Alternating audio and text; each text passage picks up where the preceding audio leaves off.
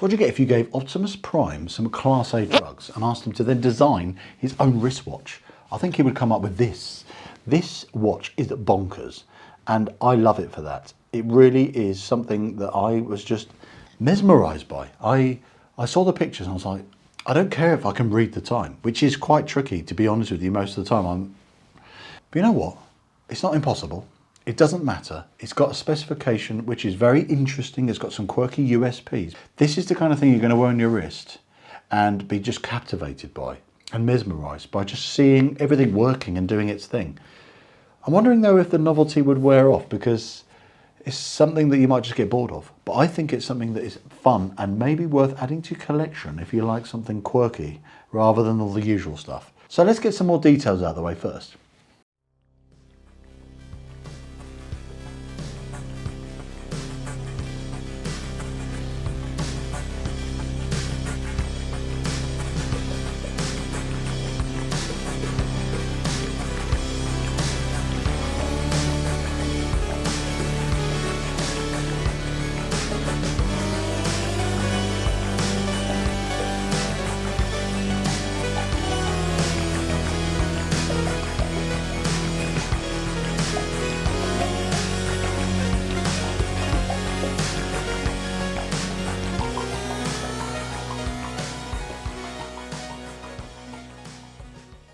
This watch is bonkers, and I think there's so many thoughts that come into my mind. I think of producer Michael on a budget. If you don't know who producer Michael is, he's a fantastic guy, awesome channel. He's got buckets of money and he loves his very flamboyant watches, interesting things. He actually has got his own website, and I think he even sells these watches on his website for a lot more than where I can help you find it for. But anyway, so why would you buy this watch? I think it's for those of us who like sometimes to add to the collection something with a bit of quirkiness and eccentricity. Something that makes you just want to go, oh, sod it, I don't care if it can be easy to read or I don't want something understated. I want something that just looks a bit weird, a bit out there, and maybe express that side of your personality sometimes. We don't always want to just wear a bland field watch, do we? Or do we?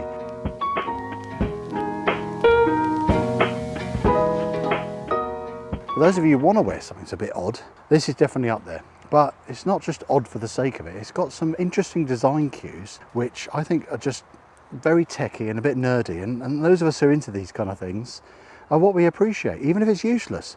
Like this quad-axis suspension system for shock-proofness. I don't actually need that, I don't think. I'm going to be bashing my watch that hard, but it's just nice to know it's there. It's really clever. It's quite cool. I like the fact it's skeletonized. It's got a custom movement. I don't know what it's based on. I couldn't find any info. And it's not actually running that great. But I just think it's fun to have something they've gone to that level of effort. I mean, the finishing of the watch is actually fabulous. I know it's not a cheap watch. I think it's in the interesting enough price bracket for people to go, well, there's enough features here to justify the price. You know, it's titanium, this one. It's got that quad-axis system. It's got double sapphire. It's got a fully skeletonized custom automatic movement. Swiss grade loom built in there. And I think you add all that together, it's actually a good spec.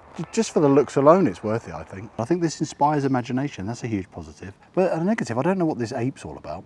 Are gorillas or apes, they're just known for being very tough? Maybe so. Check out the suspension system. You see that? This has been inspired by SUVs, apparently. And I'm thinking, what am I going to be doing that's going to require my wrist to need that much shock resistance? It gives some peace of mind thinking, well, this watch is going to take some abuse. And titanium is very tough, that is definitely given, and there's lots of extra protection around the outside of the case. You know, it's got the outer part and the inner part. That's going to really give some kind of toughness to it. Sapphire front and back as well, again, the scratch resistance. It's going to look good for longer, this kind of watch.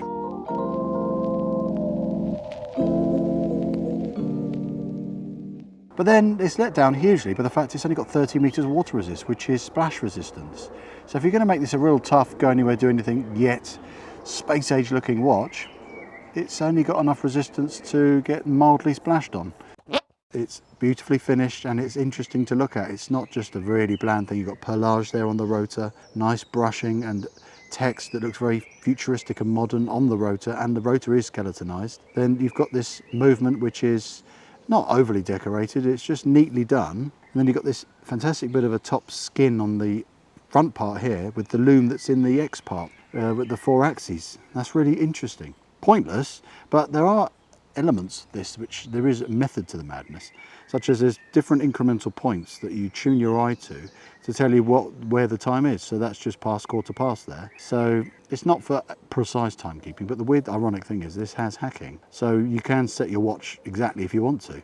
It's not running that great, this movement. I did put it on my time grapher, 4 different settings, and it's running quite fast. It's so light. This titanium model, 75 grams on this strap, that is really light. That is bordering on digital watch territory. And the fact it's a mechanical titanium watch, that just shows how wearable and comfortable this can be. It's surprisingly wearable, considering it's a square watch. The lug to lug really helps it. It's less than 50. It doesn't matter that it's wide and square. It wears really well. I didn't think it would be as a big watch. And the fact it's slim as well, it contributes to that wearability. And this is not obviously the only colorway you can get. I chose the titanium with the blue. I think they just look really good. In my opinion, you can get black and gold, black and purple, and other variations. You don't have to have it titanium. You can get it in stainless steel for even less money. Silicone is the only other thing I'm not 100% on, because silicone does sort of feel a bit sticky sometimes, and it's a lint magnet. And thing though is it's nice and slim, and it's flexible, and it is soft, and it's going to be very breathable with all these holes in it, that's for sure. No taper on it, dead straight. Nice hardware, but it's not titanium hardware, I don't think. It doesn't match the metal of the case, unfortunately. And anyone who's new to the hobby and maybe just wants something that is a bit weird to start off with, what a great watch to actually see the mechanical aspects of a watch working. When the watch movement needs winding, you see the mainspring in there. It's not got any tension to it. You can see gaps between the spring.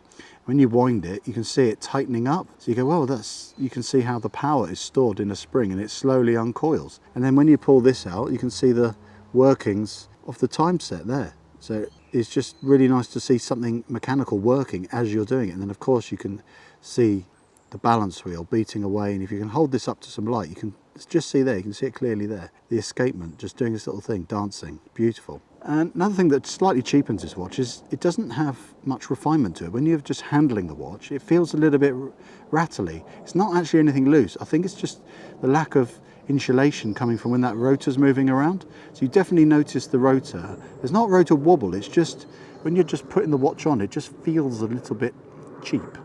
It's the best way to put it. But when you're actually wearing it all day, you do not notice anything else. It's just weirdly when you're handling the watch, which you shouldn't really be doing that much. You should be wearing the blooming thing. I've really enjoyed wearing this watch and showing it to people. It's one of the few watches I really just feel compelled to just go, oh, check this crazy watch out. And they go, yeah, that's mental. Or people just notice it, because it's a hard thing not to notice some massive, great square thing that's see-through and blue and, oh, it's weird. And then he's going, oh yeah, check this out. It's got suspension built into it, and then it's see-through all the way. And you know, you can just walk around wearing it as you get 2 of them and have a pair of glasses if you want to be that kind of weirdo like me. But no, it's definitely in the fun category.